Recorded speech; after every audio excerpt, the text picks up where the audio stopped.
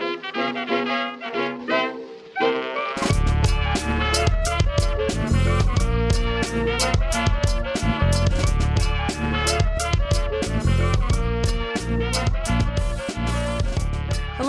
and welcome back to another episode of Transylvaniacs, the quest of two good friends to watch as many Dracula adaptations as humanly possible. Every episode, we try and watch every Dracula adaptation, from Dracula A to Dracula Z. And this week, we've got kind of something different. We've been going chronologically, starting with more straight adaptations, and then we'll kind of get to the zany spin-off public domain fanfiction stuff later, but because it is culturally relevant, and we're all about being as relevant as possible by, having a podcast about a book that came out in 1897, we will be talking about the film Renfield, which is, if you're listening to this, in theaters now-ish in May of 2023, which Will and I have both seen in the last 48 hours. Holy shit. We're so on top of it. We're so on top of it. And we have not actually talked to each other at all about this. I wouldn't say at all. There's one notable exception that I will get into later, I am sure. One notable exception, which is, should we leave it to be revealed or should I spoil it? No, I think we gotta get into it later. I think we'll... Okay. We gotta give him something to keep him listening. It's true. We like to edge here. So. Wow, that's our new slogan. Also probably a new record for first R-rated joke in the podcast at 1 minute and 28 seconds in. Yay! Oh, wow. Good for me. Yay! Anyway, all right. So, wow. Okay. This is going to be a little bit different because we've been so organized with this podcast so far and have a kind of a formula with how we do these, just because, it helps us stay on track. But because this is new, because this is a little more out there, and because neither of us really have any notes other than the fact that we just fucking saw this and are going off the seat of our pants, I'm going to do my best to give us a little bit of a plot summary. Do you want to give us the cast, Will? After I do the plot summary? I will do just that. Please. All right, awesome. So the general conceit of this film is, again, our title character is Renfield, which, if you are familiar with any Dracula media, Renfield is Dracula's servant. He is originally in the asylum that is next to Carfax Abbey, winds up being Dracula's familiar in some ways, does a lot of his bidding, meets an untimely death, which sucks, but is most famous for trying to consume the life force of various bugs, which is kind of his obsession and part of his madness. So this film focuses on Renfield, who is played by Nicholas Hoult, and it is working under the conceit that he is still alive and has been serving Dracula for over 100 years since he was first kind of enslaved to him in a way. And it takes place in modern day. It takes place in New Orleans. So the conceit is that Dracula has been nearly fatally injured in a fight that starts at the beginning of the film. And Renfield is bringing him to a new city to start over and nurse him back to health, while simultaneously trying to figure out if he can earn his freedom. At the same time, in New Orleans, we are dealing with kind of a gang war between the police, and our main police character is Rebecca Quincy, which is a fun little shout-out, who is one of the only non-corrupt cops in the police force, and she is trying to take down the notorious Lobo crime family, primarily to get revenge for the death of her father, Morris Quincy. Ha ha! I see what you did there. So Renfield winds up meeting Rebecca and saving her because he has very exaggerated supernatural powers in this version that he gains by eating the bugs, and it's kind of him borrowing some of Dracula's power.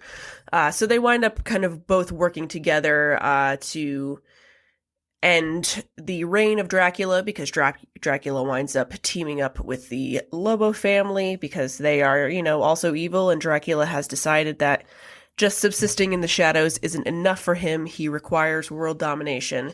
And when he finds out that Renfield is trying to earn his freedom, he winds up working against him as well and saying that he will make him suffer. So that's kind of our conceit here. It follows a pretty standard action movie plot in terms of beat by beat. We can get into the specifics later, but why don't you give us our star-studded and pretty delightful cast, Will? Absolutely. As you mentioned before, we have Nicholas Hoult as Renfield. We've got, perhaps most famously, if you know anything about this movie, you probably know that we have got Nicolas Cage as Dracula. Rebecca is Aquafina. Playing the role of Tedward Lobo is Ben Schwartz. Wait, is he listed as Tedward? His name on IMDb is Tedward. It's called Teddy in the screenplay, or in the movie, but listed as Tedward. That fucking got me. Okay. Bella Francesca Lobo, the head of the crime family, is Shorey Agdashlu. And I think that is our primary cast here. That is our primary cast, yeah. We have a movie directed by Chris McKay, who previously directed the Lego Batman movie, and I think was a producer on the first Lego movie. Yes, he was. And I also think he directed a bunch of Robot Chicken. Yes. So this is kind of a wild career turn for him, but also exactly in line. We also have, as the writers here, we have Ryan Ridley, and I saw this at the end. The screen story was by Robert Kirkman, creator of The Walking Dead. That is also wild, but also makes perfect sense having seen this movie. So yeah, I would describe this film as a horror comedy with a healthy heaping of action movie. Does that track with you? Yes, absolutely. Right. And like, I'm going to say what the most surprising thing for me was, and I was not spoiled, but like given a warning, was that this is in the genre of like what I'm going to call Deadpool violence, where it's like unbelievably over the top, graphic, gory violence, but done in a very stylized and comedic way. And I was not expecting that, but it does kind of make this feel more Tucker and Dale versus Evil than Dracula, but like, I love horror comedy, so I'm totally okay with this. I had no idea what to expect tone-wise. I think after seeing the trailer, we were like, I think this might be a comedy horror, and then there were all these action scenes, but yeah, this is a little all over the place genre-wise, but I didn't hate it. No, I think it was much more violent than I expected it to be. Yeah. Which is not a problem because it had me cackling throughout most of the movie. Yeah, this was genuinely very funny. I think that we're probably, I don't know if we'll have the same exact thoughts on it, but like, I think we're probably going to be enjoying the comedic aspects of this, like tone-wise and visually, and the performances. But my main issues were kind of like with the screenplay, not so much the conceit. Like, I think conceptually it's great. There were some issues with it writing-wise and a couple production-wise, but when they nailed it, they nailed it. That's kind of how I'm feeling. Yeah. What about you? I think I'm in the same boat here. I think if I may give my analysis of what it felt like. Yeah, please just go off. Again, this is going to be way less structured than our usual thing, but like, I figure we might as well just do it live. So it was a feeling that I got as I was like watching it, and then when I saw at the end that Robert Kirkman was involved, it really clicked for me that what this felt like more than anything else was like an Image comic series from like 2011 or something. Like, holy shit! It felt like a limited run comic series that Image would have published back in its sort of like when it started getting a little riz again after around like Saga and stuff coming out, like as sort of like a joke premise, and it feels very much like a fun idea that was originally supposed to be like a 6-issue series that then got expanded into like a 12 issue or like an ongoing, and they're like, ah, shit, we gotta find more stuff to do. I have no idea what to do with this now. Yes, that is a wildly accurate analysis. Did you ever read Five Ghosts? Yes! Yeah, it's that like pulpy plays on like a bunch of previously known properties. Like it's fan fiction, but it's like the exact combination of kind of dark and gritty edgelord shit, but also like very very funny. Which you have hit the nail on the head with the specifically Image comics of that era, which makes me want to go like look at all of the comics that we have in the house and try to like dig up a bunch of shit because now I kind of have a hankering for it, Yes. you know? Wowie zowie. Okay, so let's talk about what we liked first. And then what we didn't like, and then I think we should spend a good like most of this talking about individual performances. Does that sound good to you? This sounds agreeable to me, yes. Okay, excellent. You go first with the kind of the positives for you. Okay, so one of the things I was actually really pleasantly surprised with was the production design in this movie. Like Dracula's hideout is this old, decrepit, falling apart hospital. You get the Lobo family's mansion, which is this like insane building with giant columns. It has a dungeon that is filled with ancient torture devices and weapons. Like everything in this movie is just really heightened in a way that is delicious to look at. Totally. I am completely in agreement. I think that the Lobo Mansion specifically reminds me of like a Caesar's Palace kind of thing. Yes. Totally. You know what I mean? Like I really think that their production designer was like, what if they lived in a fucking casino, dude? But yeah, it was heightened and they committed completely to heightening everything as over the top as possible. And I think that really worked. Yeah, please continue with some of the things that you enjoyed about this film. I think what I appreciated was it felt like they spent a lot of money on the practical effects and it went to good use. A lot of the violence is just like, it is visceral but also funny. There's a part where there's a fight scene where Renfield rips two guys' arms off and then starts beating him with his own arms and then throws the arms through another guy's chest. And it looks so gross and so fun.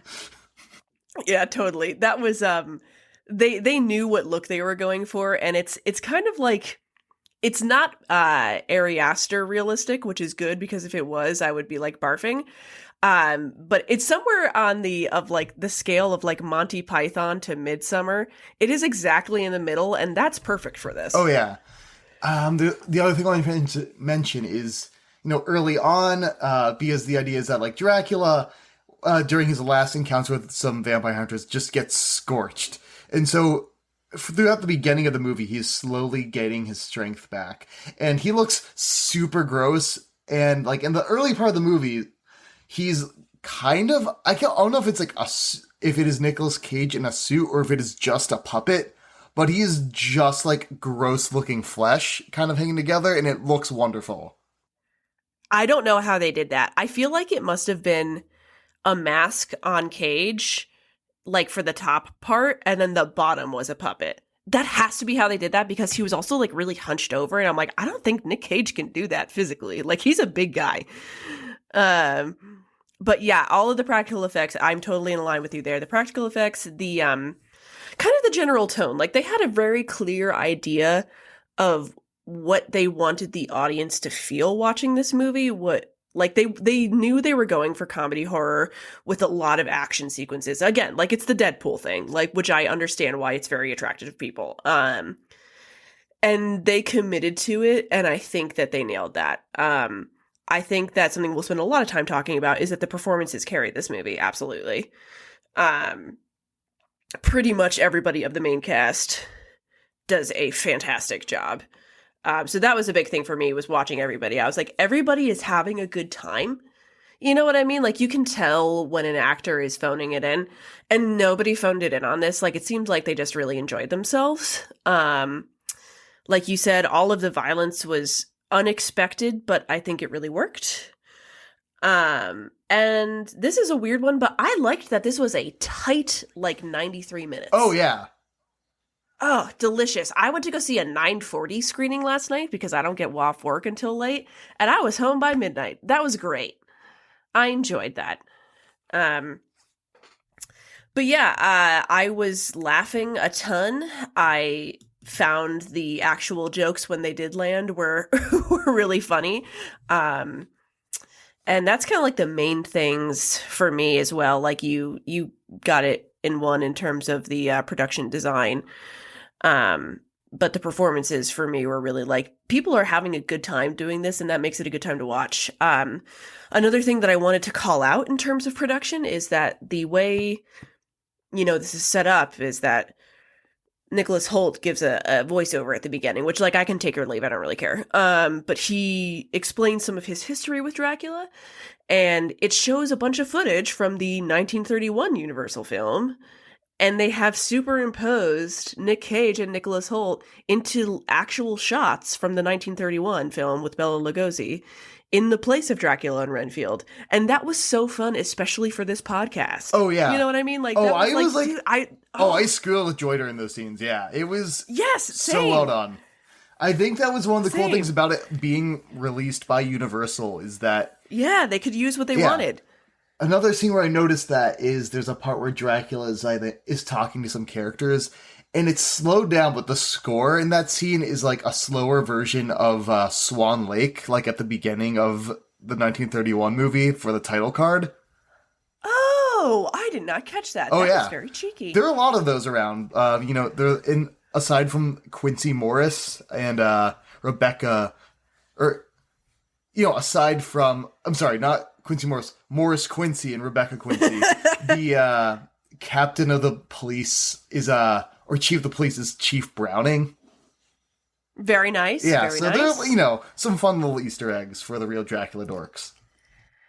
Like we are the dorks out there. But so in terms of things that did not thrill you as much, or your criticisms, would you like to go first again?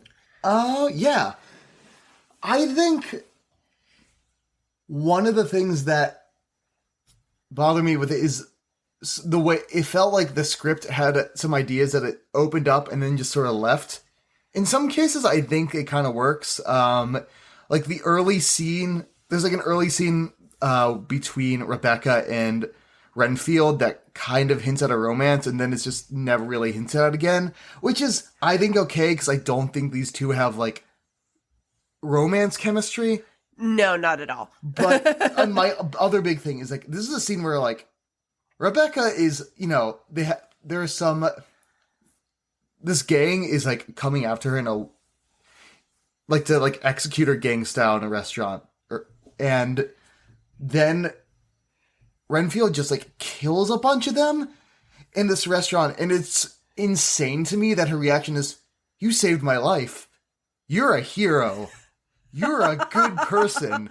I'm gonna let you go because you're a good person." And I'm like, this civilian he just killed like 5 people. He cut a guy's arm off with like a waiter's tray. What, you're just letting him go? And of course, like, she's really propped up as like she's the only good cop in a city full of corruption, and then have her be like, "Thank you so much. You saved me." It's just like you're right, that, and like some of the stuff with Rebecca, like she was underwritten, unfortunately, as a character. Like they let Awkwafina do 99% of the legwork with that. But yeah, please continue. Yeah, I think the script just was a little threadbare, and I think particularly towards the end, it just kind of felt like it was following more just generic action beats rather than Dracula beats, and I kind of wanted it I don't know. I wanted it to play more in that Universal monster space.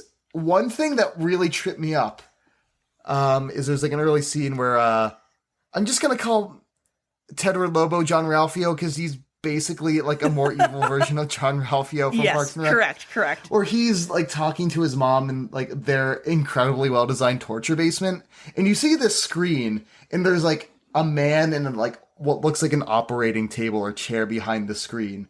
And at the end of the movie, I was so hyped because I'm like, oh shit, or for some reason, are they gonna fight Frankenstein? Oh And then it's no, just my never God. mentioned, and it feels like they're setting something up there. And I don't know. I get why they didn't maybe want to do the crossover thing, but I feel like they could have done more with the monster thing. Dude, yes, agreed. And like also with the end, and like I know we're jumping all around here, but like the whole thing is that like you can't really kill Dracula. Maybe we haven't actually killed him. We just chopped him up into a million tiny pieces and put him in concrete and dumped it in the sewer, and it'll take him forever to come back, a la the Iron Giant. But I. I felt like they had kind of set up, like, there is lore about Dracula, and like in particular Renfield's like, here's all the things we need to fight him, here's holy water, here's a bunch of stakes, and then they don't use any of that. Yeah. They just use the Lobo torture basement instead, and I'm like, I know this, you guys really had a great time with the fake blood in this, but like, why not use the tools that you explicitly called out in a like gearing up montage, and also is in the actual text? Anyway, that's a nitpick, but yeah, I'm inclined to agree. I think the script was, as you said, threadbare. I think that the central metaphor of this film is that Renfield is going to a 12-step program for people who are in abusive relationships. And I cannot figure out if that sits right with me or works correctly. There is a lot in this film about abuse, about emotional manipulation, about narcissism, about verbal abuse, and because it is in a comedy horror action film, I cannot tell if it wants me to take it seriously, if it wants me to find all of this funny, because it is very tongue-in-cheek about it. Like in the 12-step thing, they have some people who are giving like genuine stories of like, being berated by their partners, and then you have Dracula showing up and floating in the air, and like the main 12-step guy being like, I think we're dealing with a little more than a narcissist here. And I'm like, I don't actually know what this film is trying to say. I don't think it's trying to say anything, but I think it's under the impression that it is. Do you know what I mean? Yes. Yeah, actually, and that is, because that's bringing to mind something that I felt was an issue with the film, is that there is a lot of that part where, a lot of those scenes where it is Renfield getting his life and his independence back together, and he's getting his cute little apartment that he's painting and getting his new wardrobe. And this is all sort of shunted into a montage, and I really wish that they actually lingered on those scenes and explored them more and just mined it for some comedy and some actual emotion, because it feels like they want to have those scenes, but it feels like they really just want to get them over with so that they can get back to the like splatterpunk stuff. Right, exactly. And I'm like, if you want to do splatterpunk, just don't have these scenes. Because like all you have to do is have Renfield be like, I want to be my own person and I don't want to be berated by Dracula anymore. That's it. We need him saying that to one person and then have him trying to get his life together. We don't need 4 scenes of, the mediator being like, here's a book for you to read about gaslighting. And it's like, I can't tell if it thinks that, contemporary self-help stuff is cringy, or if it wants you to feel bad for Renfield, because I think it does. I think it wants you to feel bad for Renfield, and you do. But then the mechanism by which they get him into himself and empower him is so tongue-in-cheek that you're like, do they actually think that this is worthwhile? Or do they think that it's all dumb? It just, I feel like, you know what I mean? If this might clarify some things, because I just looked at Ryan Ridley's credits, some of the other stuff he's done, and he's worked on a lot of Dan Harmon productions, and like one of his big credits is Rick and Morty, and I think this feels like this is kind of nailing the vibe. Actually, that is actually very helpful, because what I do genuinely like about Rick and Morty is that like early Rick and Morty in particular, before it kind of goes off the rails in terms of its own ego about itself, is that it's a very classic example of a show whose fan base misunderstands its main character. I like that Rick and Morty is, and the writers of Rick and Morty are aware of the fact that Rick is not a good person, and come at this, where they're able to balance the humor with moments of genuine emotion and criticism of its own characters. Whereas this, I feel like, was trying to do that vibe-wise, and I don't know if it was successful. Yes. I think, yeah, the best Rick and Morty kind of threads that balance a little better, and it feels like this is one where it's really trying to gesture at some of these bigger emotions and some of these bigger ideas, but not really landing them. Right, exactly. And part of that is because it's 93 minutes long. Like, there's not a lot that you can do. And I think your note about the montage in particular is a scene that stuck out to me because it's like, there were several montages in this that it didn't have to be there, but because it's a blockbuster, I think people are like you said, it's fell into following the beats of an action movie. So it's like, we have a gear up montage, we have a get your life in order montage, we have a here's all the backstory montage. And the backstory one was cool because they had a specific lens to go through in terms of the old Universal movies, but the other two felt out of place, felt rushed, and felt like they really took me out of the movie. The other main issue I had that was not involving the writing and kind of like the central themes of the movie was I did not think that this was edited well. I don't know if that is just me, but I found the like moment to moment basic editing of when you cut a shot, how long you cut a shot, what you thread together in order to tell a story and have the viewer follow the action of what's happening to be really poor. There were a couple of moments in particular where I felt like we were at monumental moments in the plot and we cut away almost immediately. Some of the cuts were so short in the action scenes in particular that I couldn't follow what was happening. And this is a movie that is all about the humor in action. And like the scenes where, like, he throws the fucking leg through the guys. That's hilarious. And that's because that particular section was cut long enough that I could fucking see what was going on. Did that bother you at all? Or am I just like not wearing my glasses? Oh, that's a good question. I don't know if I noticed it as much. Okay. But I might just be kind of cranky. No, I don't know. It felt like it was cut for an action movie and not for like the emotional beats. Yeah, that might be the issue, is that like some of the action scenes were cut well and the rest of it fell into that pattern, as opposed to like what I'm thinking of in particular is the last fight scene between Tedward, and Renfield. Felt like it cut after Teddy's death. No, it did cut very abruptly from really, that. Really abruptly. And I felt like that happened probably 4 or 5 times for me. Mm-hmm. Which, I don't know. I'm also very attuned to that sort of thing because I watch a lot of Folding Ideas and he talks about editing so much that I feel like I can't unsee it. Shout out to Dan Olson. Yeah. And like, I kind of wish that this movie actually had less budget. Because again, the practical effects were awesome, but like, I feel like it was compelled to fall into action blockbuster tropes when it didn't really have to because of how much money was behind it. Like in the montages in particular, those really took me out of it, like I said, but then they were like, let's cram some pop songs in here. And I'm like, why? You don't have to. This shit's goofy. Like, you could just score this with fucking, I don't know, organ music. Where's the organ music? I'm always here for that.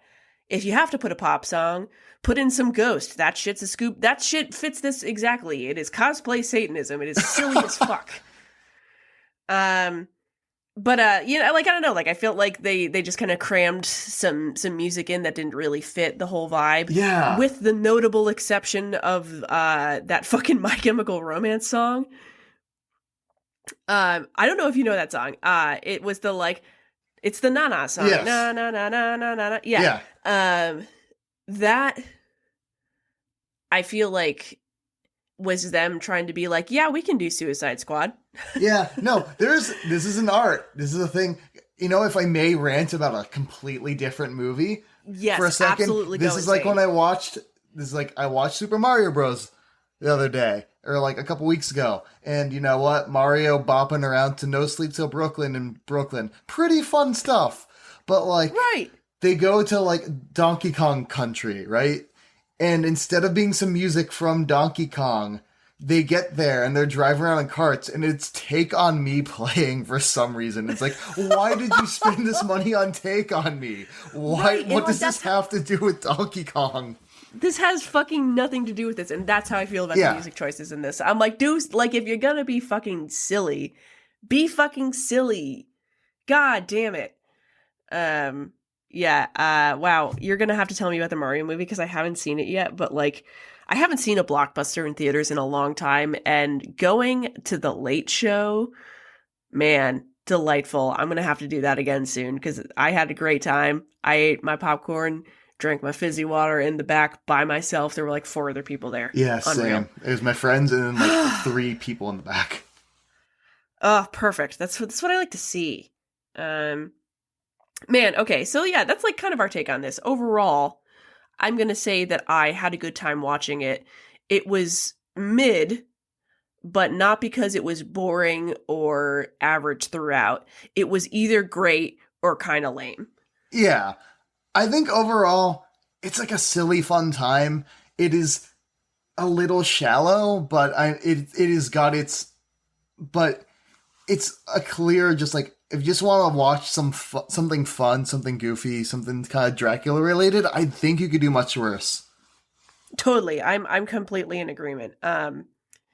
Yeah, that's good. Good call. I'm glad that we went to go see this. And I'm actually pleasantly surprised. I thought this was going to be a different kind of bad. I thought this was going to be really, really average. But the parts that I really enjoyed, and it gave me something to think about, and I do be caring about that.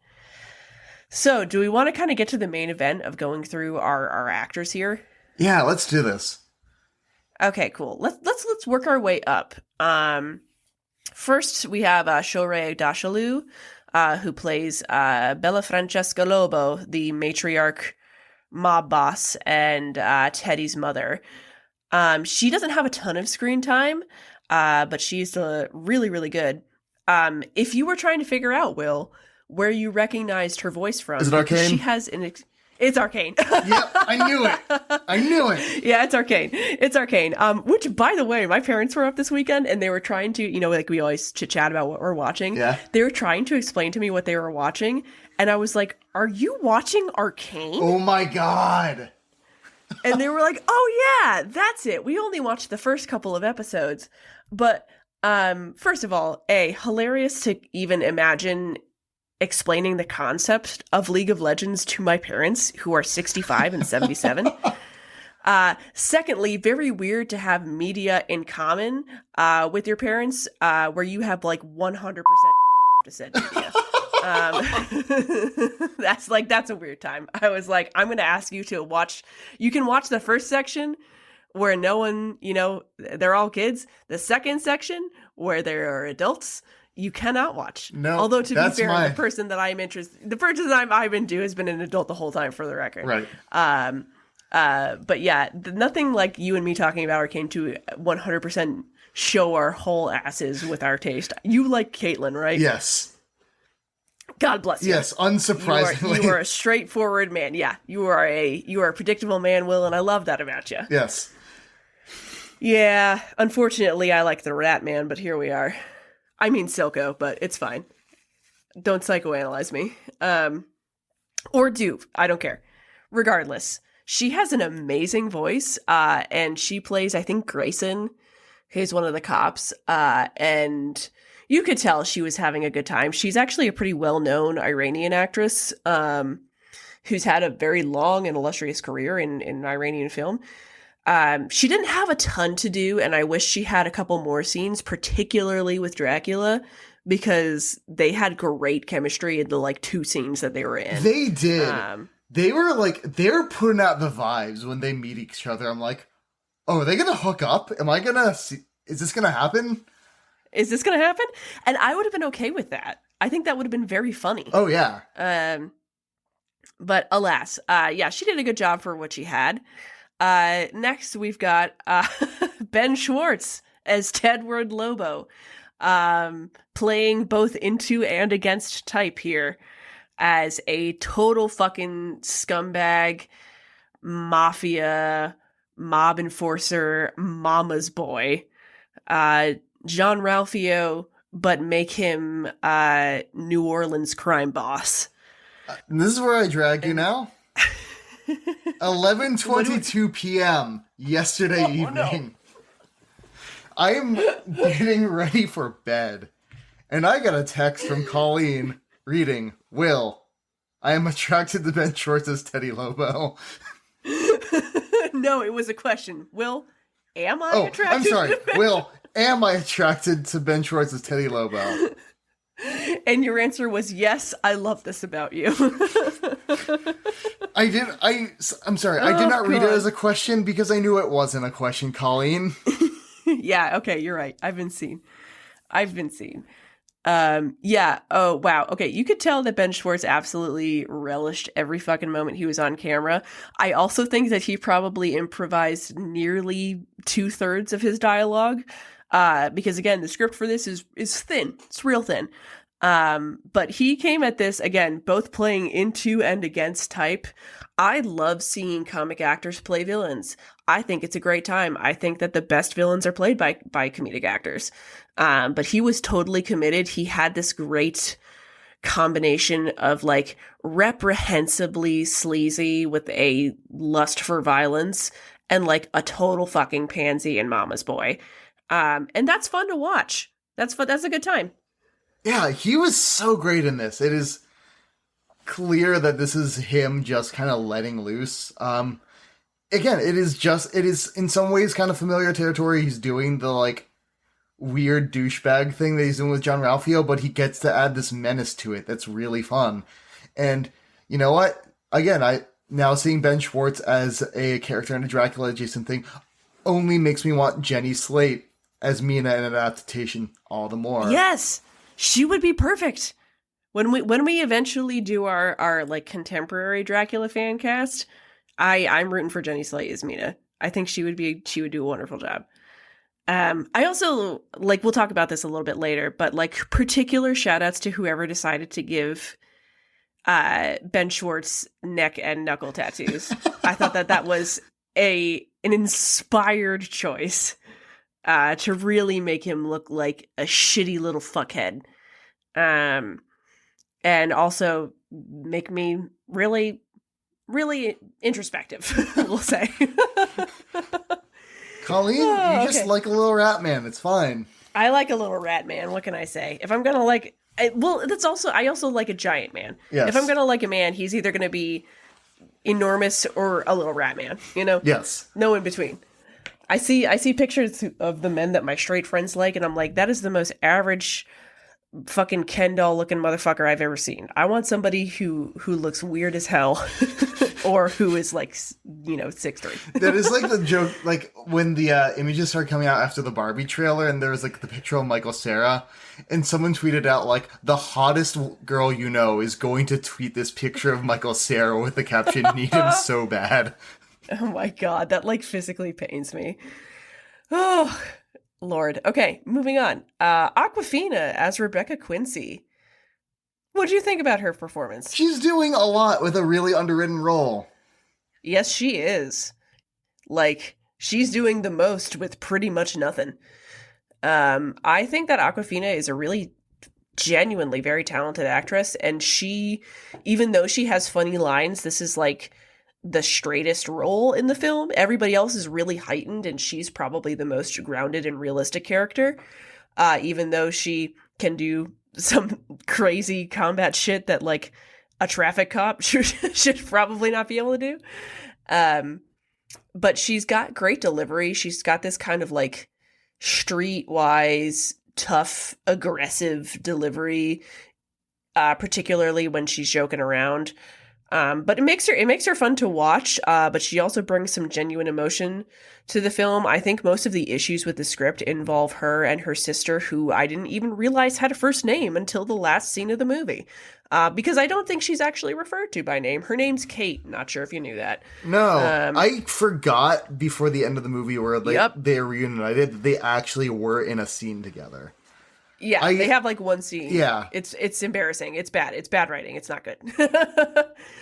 um, but yeah, she does a good job with what she's got. I would like to see her in more stuff. I know that she was in well, she was in Ocean's 8 and she did a great job. But she's also in a couple of like straight up dramas. And she's gotten a lot of acting accolades. She was also in Crazy Rich Asians, but that was uh, a comedy role.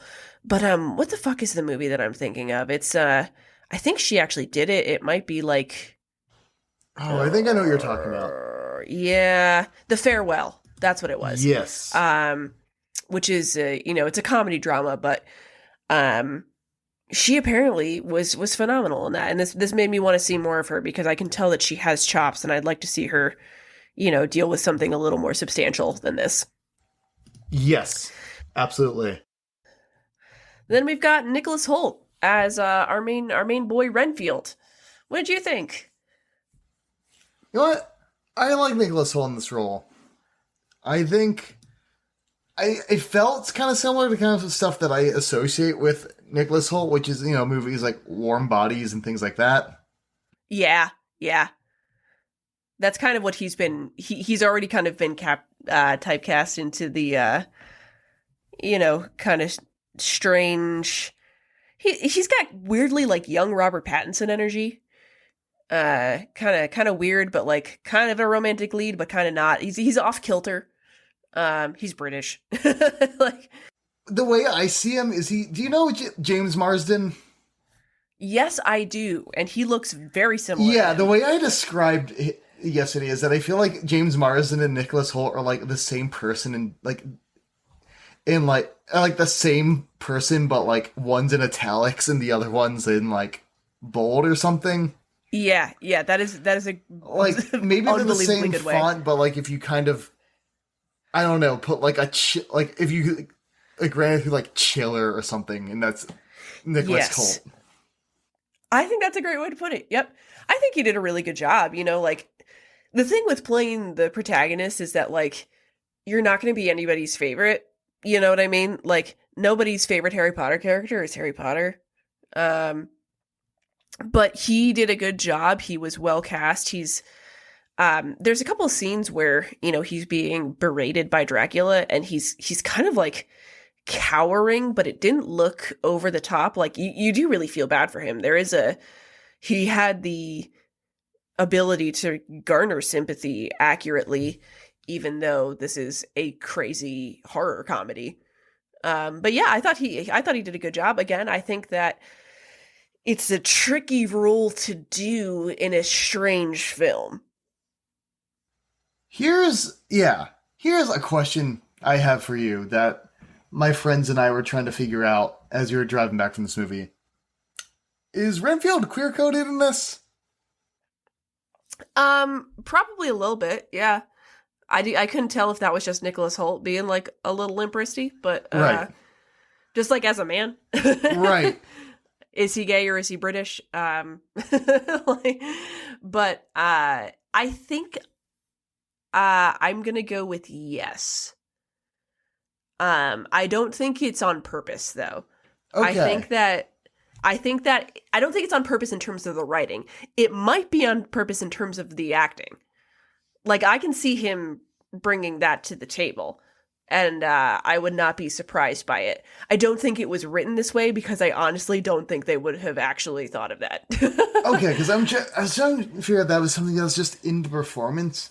Because it's also the kind of thing where it's like they drop the like romance angle between Renfield and Rebecca after that one very weird scene. Yeah. And I think it is for the best. Because Oh yeah.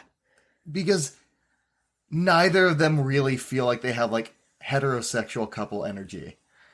No, not at all. And I think they should have just dropped it from the script. And like, this isn't a film that needs a romance. Like, it's an action movie, but like, it's not Mission Impossible. Like, we don't need Tom Cruise. Like, it's not James Bond. You know, like, it doesn't need it. So yeah, I'm in agreement there. But yeah, I don't know if it was intentional. I can see it though. I don't think that that's an incorrect read.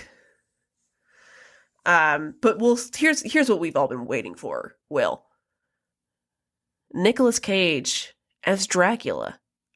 You go first. Here's maybe my spicy take. Nicolas Cage is good, but he's playing Nicolas Cage and not playing Dracula. Ooh. Okay. Okay. I hear and respect that. Wow. Okay, that actually gives me something to think about. Please elaborate. I think aside from those scenes early on where they insert him into the 1931 movie, which, side note, I think it's interesting because I feel like he physically looks a lot more like Carlos Villarias than he does Bela Lugosi. But aside from those scenes, he's not really playing that version of the character throughout this screenplay, or like throughout the rest of the movie. He's just kind of playing this kind of manic Nicolas Cage character with razor sharp teeth, and it didn't feel like it had a lot of what we expect from Dracula, or it didn't seem like it was, inspired or a take on particularly the Universal Dracula. It just felt like it was Nicolas Cage playing kind of a version of who we expect Nicolas Cage to be, but really kind of hamming it up. And I didn't mind that, but it didn't, like, if, I don't know if we are putting him in our Dracula rankings, but I feel like if we were going based off of, like, Dracula's Dracula, I think he might be towards the bottom. I think that's totally valid. I hadn't thought about it like that, but I think your points about, like, because this version so clearly tries to tie itself to the 31 version, that this isn't a take on that or even an evolution of that. It's something completely different while trying to tie itself to it. I don't think it's successful in that. Yeah, I think you're totally right there. I really enjoyed watching him though, and I think that's just because I love Nicolas Cage. And I think that I'm one of those people who he can do the same thing over and over again, but as long as he's doing it in the most unhinged and over the top way possible, I'm gonna like it. Oh yeah. And that's just on me, man. Yeah. Oh, yeah, no bones about it. He is delightful in this movie. He's just really funny. He's hamming it up when he, like, there's a scene that I actually really love where, like, Renfield, like, goes to his apartment and Dracula's just, like, waiting for him in his apartment. And then, like, Yes. It cuts back to us, like, this camera pulls back to, the entrance to Renfield's apartment where he has, like, a doormat that says, "Come on in." Yes, it's so good. There's a couple of visual gags like that that are really very And, like, funny. that's really funny. In that scene where he's just like, Oh, you were just finding bodies? Oh, you're gonna come back and, you just got distracted, huh? Like, that energy was so funny and great. So good. Yes. It's smug. He was so smug. And also, like you said, totally manic. There's a couple scenes again where he is trying to just belittle Renfield. Early on, there's one where he was like, kind of going over the top into the Gaslight Gatekeep girl boss territory, being like, "I'm the only person who loves you." And at one point he literally says, "I'm the victim here," which again, like, it's just like hitting you in the face with a metaphor that it doesn't actually understand. But he did a good job. He went 110%. You can tell he's having a great time. I think your point about, like, I don't know if this was Dracula, I think that's well made and well taken. But I did really enjoy watching him just have the fucking time of his life, being completely unhinged.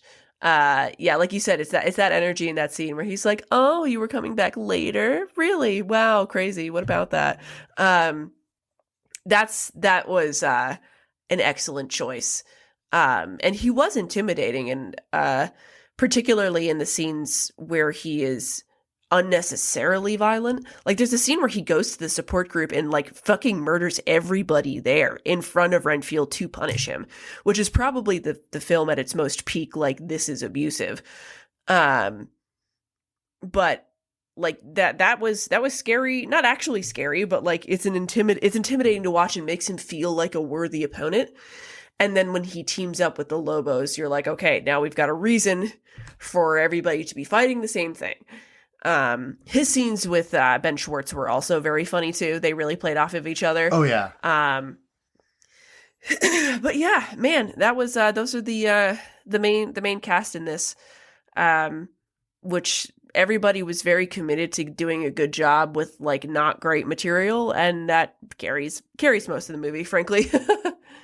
Yeah, I think this is a movie where it is like it was a fun idea that got kind of half baked, and then the cast in it just kind of made it work anyway. That's exactly what happened. So apparently, in terms of production, this wound up in development hell, because the film was announced in 2014, and then the 2017 Mummy like completely failed, and then Dracula Untold got really bad reception, so it just kind of like floated around in space for 7 or 8 years, and then was repitched, leaned way more into the comedy horror, and was kind of like re-announced in 2021 or so. So I can kind of see how that long process and having to repitch the concept led to a pretty muddy script. But they spent their money getting people who would bring it to life. But yeah, this was kind of insane to watch. Is there anything else that you want to touch on? Just like little bits and pieces that we haven't had anywhere else to, talk about? Oh god, I'm sure something will come to me. I guess the point I was going to make though is regarding that is, I think it's cool that they did this project, and I want them to do more things. I actually, when I went to go see this movie, I saw the trailer for the Last Voyage of the Demeter before it, and that's also, at least being released by Universal, and it's crazy to me that Universal is releasing 2 wildly different Dracula projects in 1 year, and I just want them to keep doing this. Me too. I'm here for it. I think obviously you don't want to like burn people out on it, but I also feel like maybe don't be so precious about Dracula. Let people have fun with the concept. I think they could be doing this with their other Universal monsters. Just let people do something interesting with these concepts and make a weird little movie, and some of them will work and some of them won't, but we'll have like more Wolfman movies and more Frankenstein movies. And I can't think of a world where that's a bad thing. Dude, I'm completely in agreement with you there.